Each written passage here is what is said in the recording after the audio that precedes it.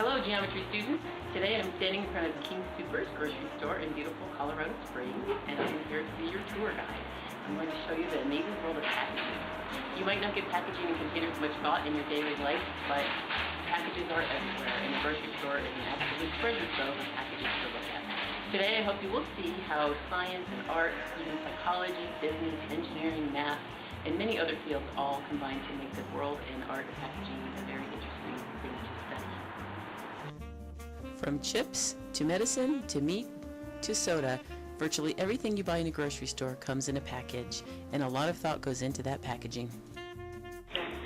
Here's one of my favorites, Lucky Charms. Cereal boxes are everywhere. They're made with very light packaging material. They're small as they can be, a little perfect rectangular prism. A lot of these will fit into one big cardboard box and be shipped out to grocery stores. And some types of packaging is specially designed for the way you're going to hold the container. For example, a spray bottle has a hand shape on it so that it's easy to pull the trigger. You can see on this aisle nothing but plastic bottles because these are all liquid. Milk bottles are another example of packaging that functions. A handle on it to pour the milk. Or a bottle with a cap that you unscrew and pour from. Very functional packaging. Here's a very cool package for orange juice. It has a handle for pouring and a spout. Egg cartons cushion the eggs and have little closure tabs. Convenience packaging is a very big industry. This is just cheese and crackers, and you can see there's a little compartment for the cheese, a little one for the crackers. You break them apart, drop them in your lunchbox, and you're good to go. Same thing goes for pudding cups. Very easy, convenient. You pull one out, break it open, you have a little peel off the lid, and you've got your cup ready to go. Even little snack cheese and crackers, very convenient. Individual little packages all wrapped up in one little box. Glass jars are our common packaging material for things like pickles and olives, probably because the can would leave a funny taste on pickles and olives because there's so much vinegar in them. And this way you can see the product that's inside. They weigh a lot of these would cost a lot. Cylindrical cans, like the ones you see here, are commonly used for food so that they have a very long shelf life and don't spoil. Toblerone, one of my favorite candy bars, also comes in one of my favorite packages.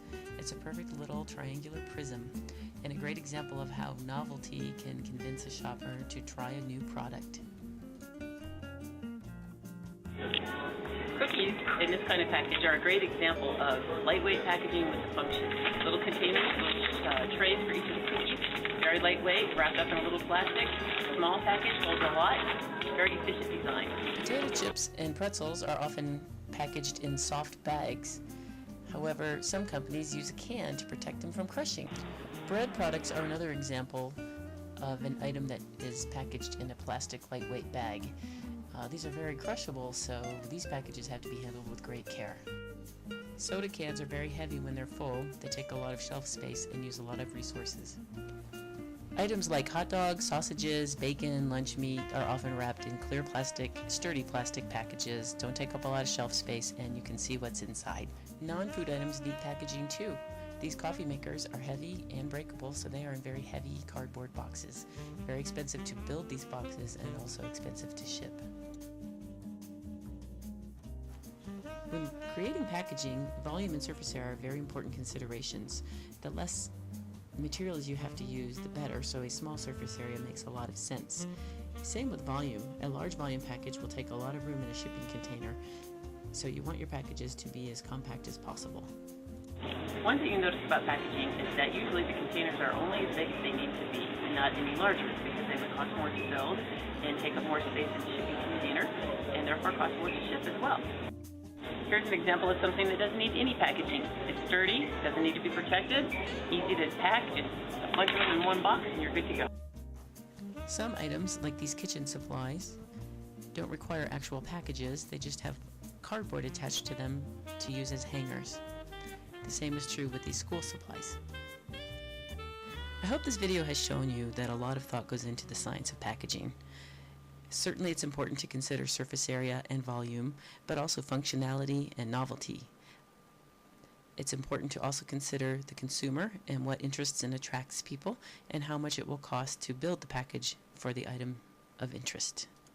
The next time you go to the grocery store, take a good look around you. I have a feeling you won't ever see it the same way.